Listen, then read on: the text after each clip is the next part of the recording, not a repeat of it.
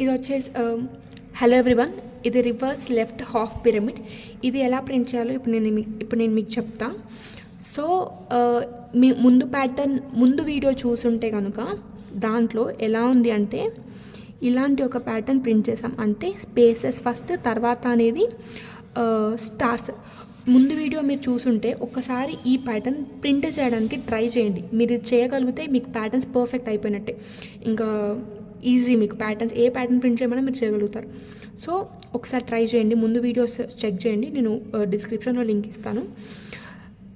ఈ ప్యాటర్న్ ఎలా ప్రింట్ చేయాలి అంటే ఫస్ట్ మనం చూసుకుందాం.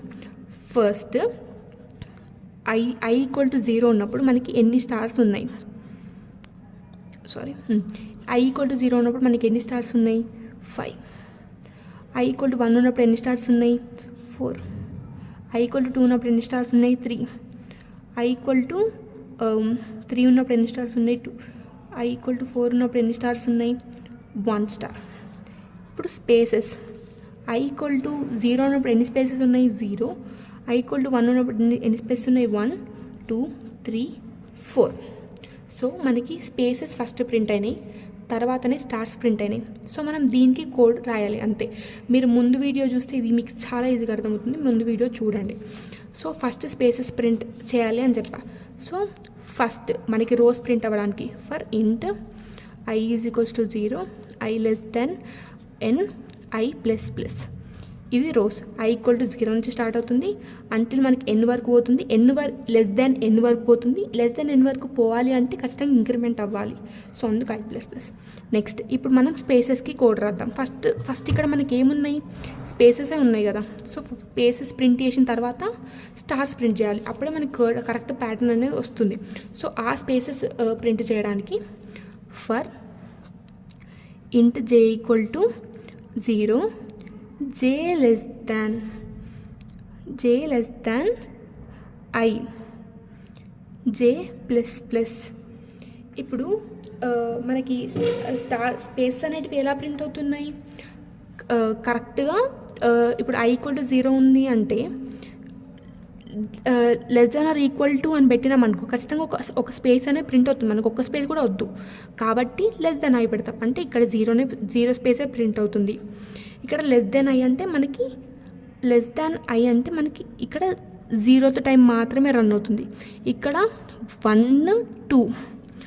0, 1, 2 అంటే 2 స్పేసెస్ ప్రింట్ అవుతుంది. ఇక్కడ 0, 1, 2 కాబట్టి 3 స్పేసెస్ ప్రింట్ అవుతుంది. ఇక్కడ 0, 1, 2, 3 ఇక్కడ 4 స్పేసెస్ ప్రింట్ అవుతాయి. అలా ప్రింట్ అవుతుంది i. ఓకే, నెక్స్ట్ అంటే మీకు అర్థమైందా, J అనేది 0 నుంచి స్టార్ట్ అయ్యి i వరకు పోతుంది. అలా 0 నుంచి స్టార్ట్ అవుతుంది. ఇప్పుడు మనం ఇక్కడ 1 పెట్టామంటే 0 వరకే ఆగిపోతుంది స్టార్ అనేది, స్పేస్ అనేది. ఇక్కడ 2 ఉంది అంటే 0 నుంచి 0 మళ్ళీ ఇంక్రిమెంట్ అయ్యి 1కి పోతుంది, మళ్ళీ ఇంక్రిమెంట్ అయ్యి 2కి పోతుంది. ఇక్కడ 2 కండిషన్ అనేది ఫాల్స్ కాబట్టి మనకి 2 స్పేసెస్ ప్రింట్ అయిన తర్వాత నెక్స్ట్ స్టార్స్ అనేటివి ప్రింట్ అవుతాయి. అలా రన్ అవుతుంది. Okay, SYSOUT space. నెక్స్ట్ ఇప్పుడు స్టార్కి రాస్తున్నాం. ఇంటూ j = 0, j ఎన్ని కావాలి మనకి, n -i. అంటే ఇక్కడ చూసుకుంటే స్టార్స్కి n - i అంటే ఎంత, ఇక్కడ 0 = 5.